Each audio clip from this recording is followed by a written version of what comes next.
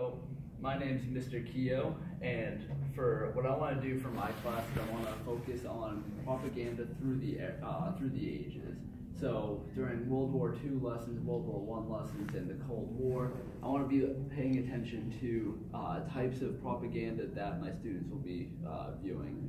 The reason why I think propaganda is really important for students to understand is because it's a concept in history that's used throughout all of history, but also it's still very prevalent today with like elections and celebrity gossip and drama. Because it comes into play so often, I think it is just very important that students understand what it is and also how it is so effective in manipulating the minds and opinions of the people who see it. So for this one, I'm focusing on Cold War propaganda. So what I want students to be able to do is be able to tell what types of fallacies are being used in the propaganda themselves.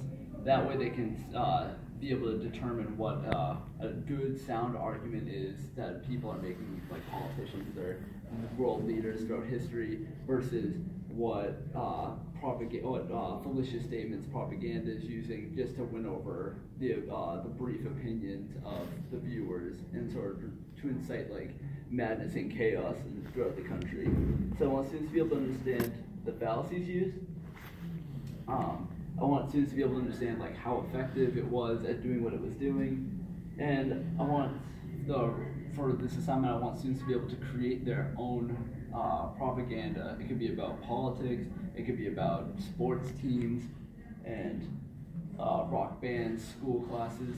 I want students to be able to make their own version of a propaganda like poster, so they can take what they're learning and sort of like build on it and use it for something in their everyday life.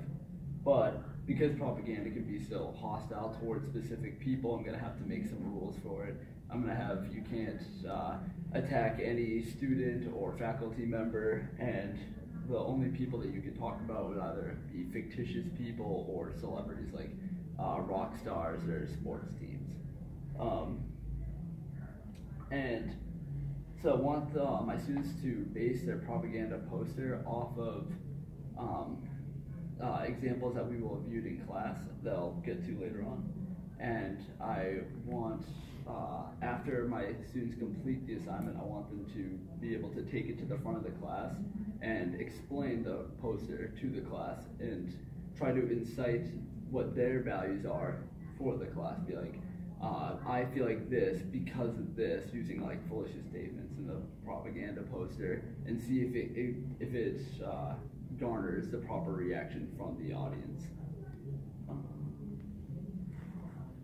So I included some of the fallacies that most propaganda posters, especially the ones that we'll be covering in class, cover, just as like a reminder of what the students should try to incorporate into their posters. This ad hominem fallacy, emotional appeal, slippery slope, straw man. And there's like the definition explaining what those are. And here's some examples of communism in the Civil War era, or the Cold War era. Sorry about that. You can see like some of the fallacies here, like slippery slope and straw man, red herring. And I include the rubric.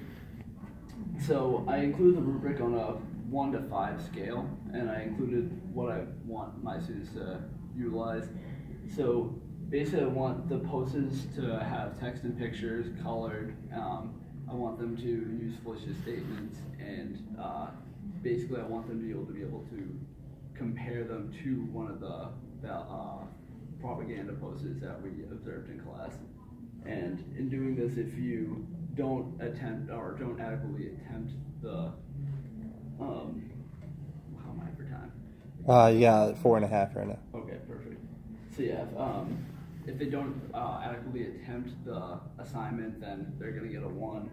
And if they exceed all the standards, make it beautiful, make a great comparison between their propaganda poster and what we saw in class and what was used throughout history, and they do a great job at trying to explain it to the class and like try to garner that value from the class, then they'll get, it exceeds the standards, they'll get a 5.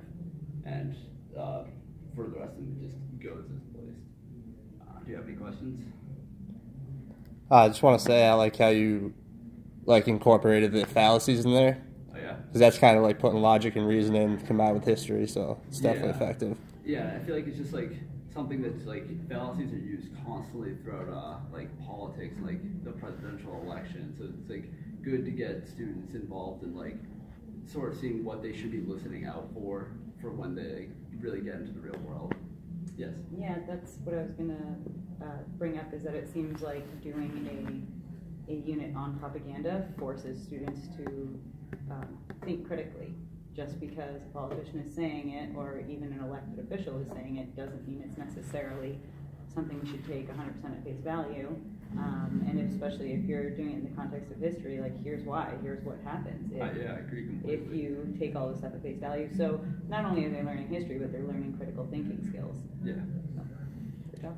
With this, I might have missed it, but were you going to have the students present this or write an essay about why and what they did? So after they complete the poster, I'll have them like present it to the class and try to like try to garner the same values and emotions from the student audience. Oh yeah, that's right. Yeah.